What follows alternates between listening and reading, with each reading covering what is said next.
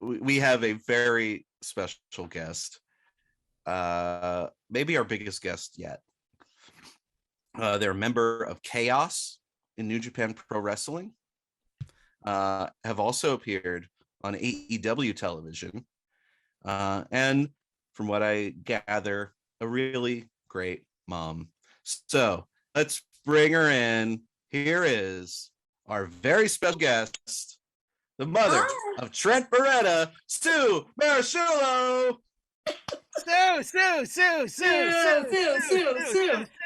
Sue. Thank you so much. You guys are awesome. Thanks. Oh, Sue, you're awesome. You're awesome. Yeah. Oh, thank you. We're so excited to talk to you. Oh, that's this is great. Huge. And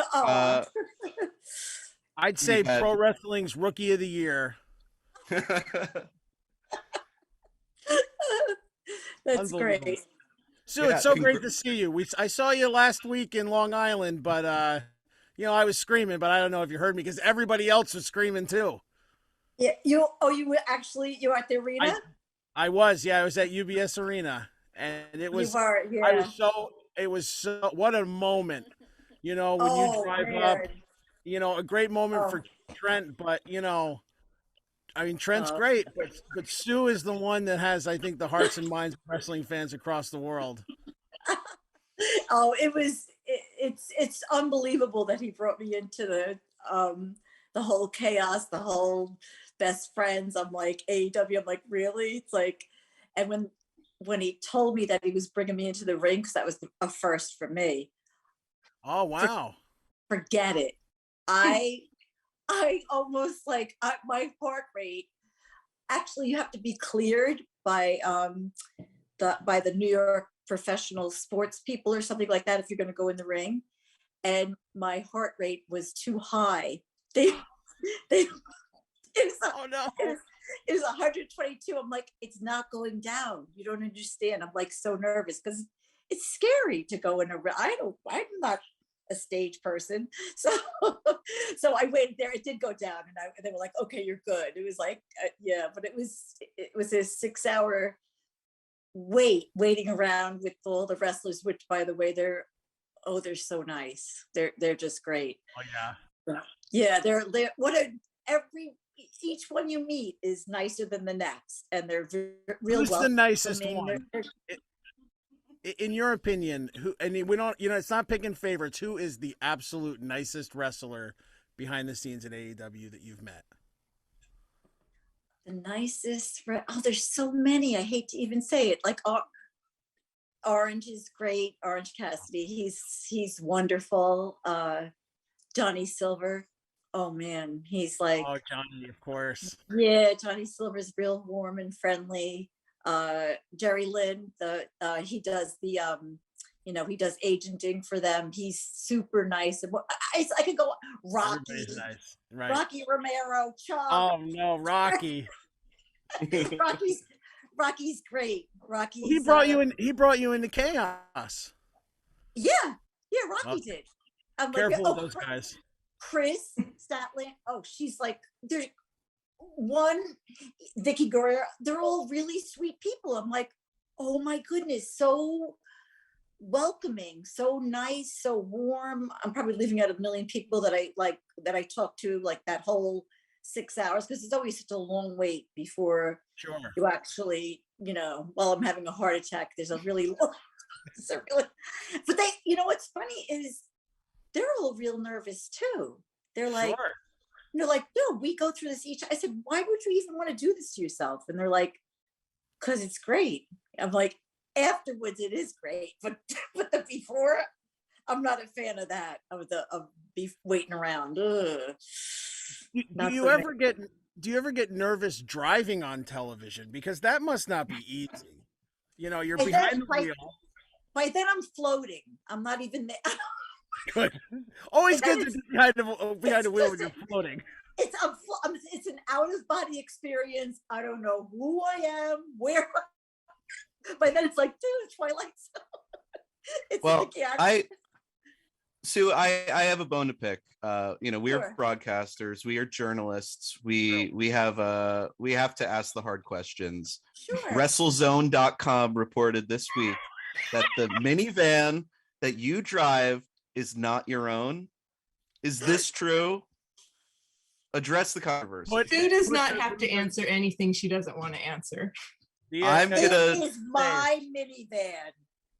It's mine. And I will not say otherwise. I believe her. Sue's never you don't want. If you say anything else, you'll get that TK on the caller ID. It's my minivan. You got to give the people what they want. Right. Yeah, it's her minivan for the night. So, therefore, that's right. It's your my minivan. That's my minivan. Right. Well, I'll take this back to WrestleZone.com. That's right. Zia is actually friend. We don't know Trent, but Zia, you're friends, and you just had a funny.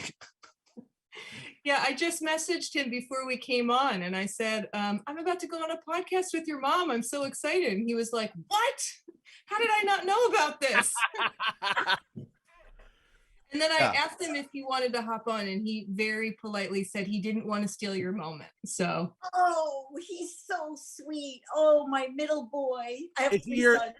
He's my middle guy. He's your middle. I see. He's the middle. I see. What was your reaction when Trent came home and said, "I want to be a pro wrestler"? He came home. He was like 3. You're 3 years old. Okay. He didn't come home. He was born like that. I'm not even kidding. This little skinny ass boy. Oh my God. I'm sorry. I shouldn't be cursing, but I did. No, you're fine. You're fine. This skinny kid, like his arms were like pencils and his legs were pencils. And he's like, "I'm going to be a wrestler when I grow up." And I'm like, okay. Well, come high school, he was still that skinny boy. Mm-hmm. And he would set his alarm in the middle of the night and get up to eat because he was trying to bulk up. I'm like, oh, this poor child. That's what I do too. He thought that like at that time, I think sweet potatoes were a big thing. And so he would eat these sweet potatoes and a bunch of other food, but sweet potatoes were the main weight gainer, or so he thought they were. And he was going through a lot of sweet potatoes, and he really did bulk up on his own because his nature is to be extremely thin. You know what I mean? He works out like an animal, as you could see, and he just if you saw him eat, you'd laugh because it's like, I'm like, he's like doesn't even want it. It's like he's force feeding his whole life, but he's great. He's great. I gotta say, he looked great when he came back on TV, and I love the new haircut. It looks awesome. Too. Yeah, he looks like a baby. He looks like when he was a little boy. He looks so cute. Yeah, I like the new haircut. It can be a crapshoot when you shave your head down that far, but he's got a nice head. He's got a nice noggin. Thank you. Thanks. I love it. I was so shocked. He didn't even tell me. He just came into the hotel room. He's like, "Hey, Mom," and I'm like, "What?" Yeah, I like it. I think it looks good. So anyway. Yeah, it must be a treat to get to see him and maybe get paid for it, at least on TV. I love it. I love it. I just, like I said, I can't believe that. I think it's kind of like a thank you because I did a lot of, he had a ring in the yard when he was I think he was 15 when he built it. And I took him to get the used tires as you put underneath the ring for the bounce. And I took him to get the cement at Home Depot, and he was sinking the big giant poles into he did a great job, turnbuckles, the whole thing. And my husband didn't want him to go to this rinky dink garage that he first wrestled in. He's like, "He can't go. It's so dangerous." I'm like, "I know it is, but he's obsessed." So, I took him. So I think it's a thank you, even though now for the first time, I really felt nervous watching that. Did you see Rampage when he was wrestling and who threw him? I can't think of his name right now. Somebody threw him, whatever. He got thrown a lot. Yeah. Yes, but there was a big throw, and I was like, "Oh, I hate this. I hate," because I was just thinking of that neck he just got. It was fused. I'm like, "What?" He's so insane. They're all crazy. There's something so not right with all of them. But Did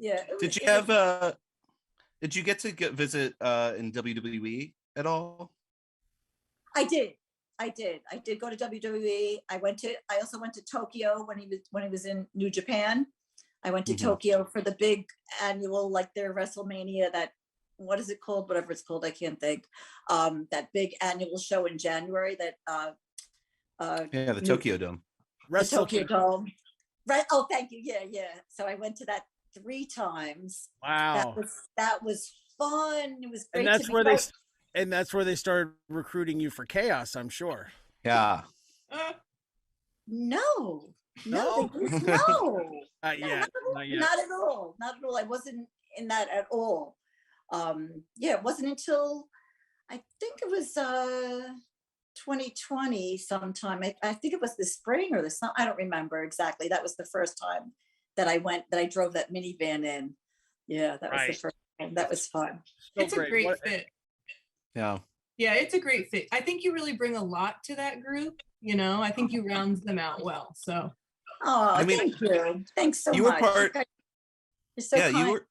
You were technically part of a 5-star match, which is very hard to come by in the wrestling world. You're part of the most elite wrestling team in Japan. It's an unbelievable career you've had. Oh, I love it. I love it. It's fun. Well, we have some other people that want to ask you some questions. This is another wrestling journalist, and I'm going to put you on hold, Zia. But sure. This is Colette, and we've got some more general Christmas questions because we kind of want to know how you do things. Okay, sure. Go ahead. Oh, Colette, we don't have your audio. Hey, I don't know if this has been asked yet. Maybe it was asked while I was off camera, but what is your signature dish for Christmas dinner? It's usually, very often it's lasagna with sausages and meatballs and sometimes brajol. That's sometimes. A lot of times it's my husband will he takes over and he'll butterfly a lamb and put that, and he marinates it and grills it, and that's real good. It's not one set thing. We just change it up all the time. Our big feast is actually the 7 fish on Christmas Eve. I don't know if any of you are Italian, but that's like a big Italian tradition where you have to have 7 fish, and we always like count them, like, do we have them? So my husband usually makes a big calamari salad, and that has the calamari, the shrimp, scallops. So we knock off a bunch of shrimp in that. It's a cold salad with celery and a vinegar like dressing. Oh, it's so good. Let me give one of these. Yeah, you're making me homesick. I'm not traveling for Christmas, so hearing that, I'm just getting. I like a big Italian Christmas dinner. A big Italian. Yeah, Trent's coming, so he's coming home. So he'll be here for he's getting here Thursday, and he'll be here for the Friday night 7 fish, and I didn't even decide Saturday. I don't even know what I'm doing yet. Probably the Italian. He's a big meatball guy. He's a meatball. So yeah, it doesn't show, but no, it doesn't. Not on air. Yeah. That's funny. Well, we don't want to take too much of your time. It's a crazy time for everybody, but we really appreciate you coming on the show and joining us. But I have one final question. What's next? Who knows? It's up to those guys. Who knows? I mean, I don't know what's next. I have no clue. I really don't know. Now, just promise me, because this is pro wrestling, does something to people, that the best friends, they're posing in front of the car. Don't get the urge and run them over or something and turn heel, because you're one of the purest purest people in wrestling right now. Oh yeah, they're great, aren't they? Yeah. Yeah, they We are. don't want you joining the pinnacle. Yeah. Or joining the elite. Thank you so much for having me on. This is like, it's like a dream or something. I don't know. Like, why would I want to be on? Why would you want me? It's like so funny. It's like, it's hysterical. So. Well, I apologize. Every other wrestling podcast may be reaching out within the next 2 weeks. So thank you for having us. Oh, no Thank problem. you so much. And happy holidays to you and your family. Happy holidays. Merry Christmas. Happy New Year. Happy Hanukkah. Whatever it may be. Have a great holiday season, you guys. Oh, thank you so much. Thank you, too. Thank I'm so you. happy. The Wrestling Club with Darren and Brett. We've got a show that you'll never forget.